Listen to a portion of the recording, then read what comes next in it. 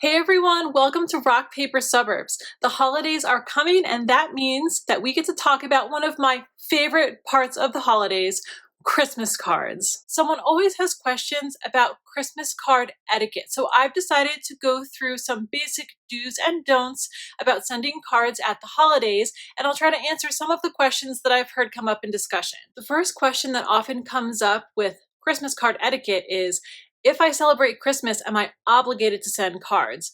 No, absolutely not. It is completely up to you whether you send a physical card or whether you do a virtual card or no card at all. And a general rule of thumb that I like to keep in mind with cards is that a card is like a gift. It's freely given and it's completely up to you how you give that gift. So when you send a card, how you send it, when you send it, what you include in the card is completely up to you.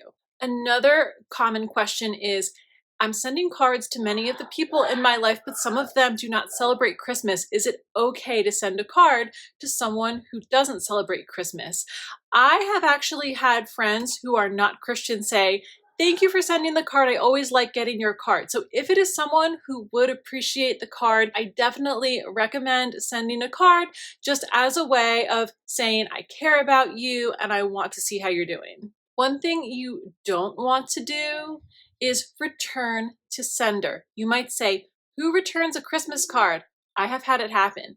Do not send the card back. If you don't want to see the card, simply put it in the recycling. In recent years, it's become increasingly popular to send a picture card. So the next question is, should the card have a personal picture? Actually, no. I've seen some really pretty cards with beautiful paintings or imagery or beautiful words that don't have a picture of the person or the family on it. So I think if you want to send a card that is not a photo card, that is okay. I do love photo cards too, and we hang up and appreciate and enjoy every type of card. Another thing that may come up for you is how much to write on the card. Do you give an update of your whole year, or do you just say, Merry Christmas and Happy New Year? Again, it's like a gift freely given. It is completely up to you. I've seen some cards that are just completely blank on the back.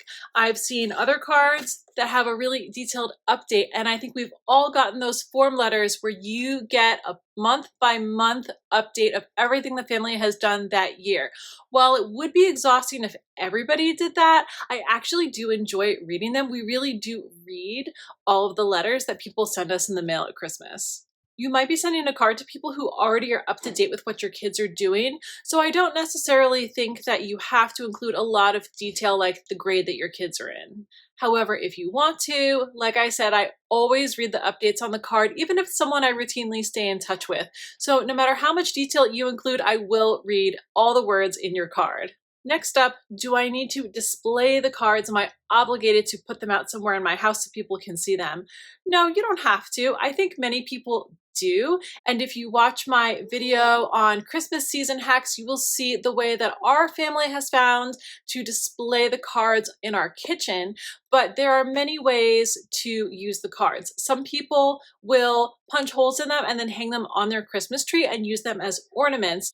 Some people will also put their cards in a pretty box and put it on the coffee table or on a shelf where they can easily access them, because many of us nowadays don't have physical photo albums. So it is sort of like a photo album for the year where you can just take out the box and look through the cards and read the sweet messages throughout the year. It really is a heartwarming way to continue the Christmas celebration long after the holidays are over.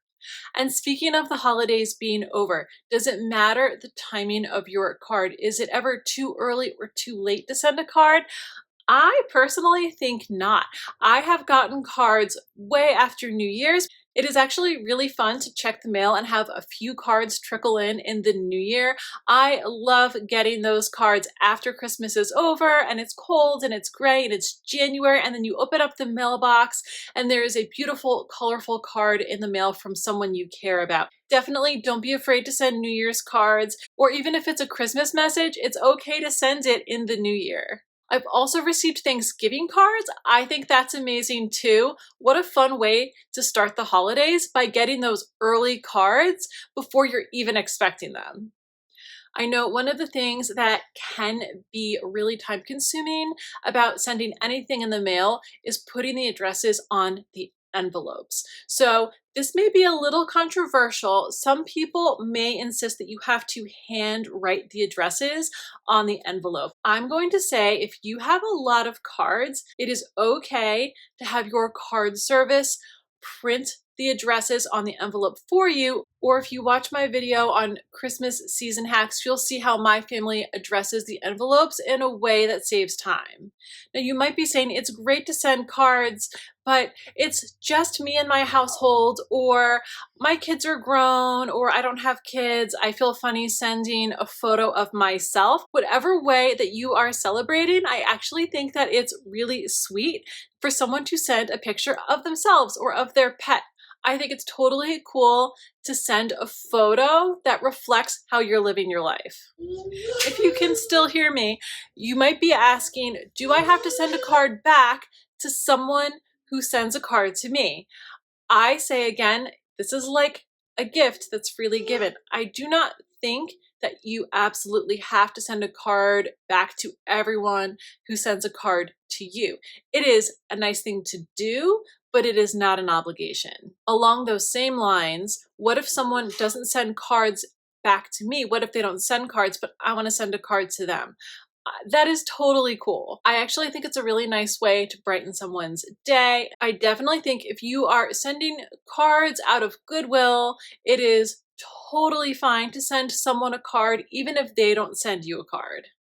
And in particular, it is especially important to reach out to the people in your life who might not be on social media, especially some of the older people.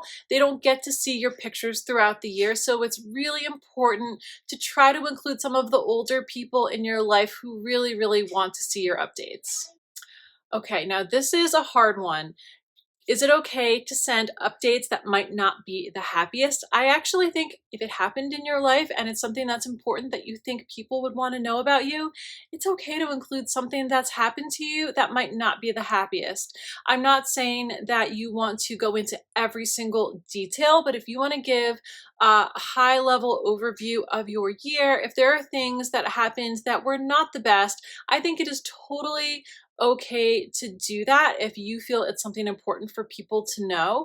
And just remember that it is still okay in the midst of difficult times to still wish people well at the holidays. And lastly, you might be asking, what if I like the tradition of sending a card, but I don't celebrate Christmas? Is it okay to send a greeting card? And I say, absolutely yes. Who doesn't love getting a personal card in the mail? I think no matter how you celebrate, if you want to send a card because you think that it is a nice seasonal way to reach out to your family and friends, totally reach out to your loved ones by sending them a card. I promise you it will brighten their day. And if you have Christmas card do's and don'ts to add to this list, if you have any pointers on Christmas card etiquette, please feel free to add them in the comments. I would love to hear from you. I wish you and your family a happy and healthy Christmas season. I wish you joyful holidays. I wish you blessings in the new year. And please don't forget to subscribe because we're going to be talking about a lot of family-related topics, seasonal topics, holiday topics here. So don't forget to stay in touch because I would love to hear from you and I wish you all the best.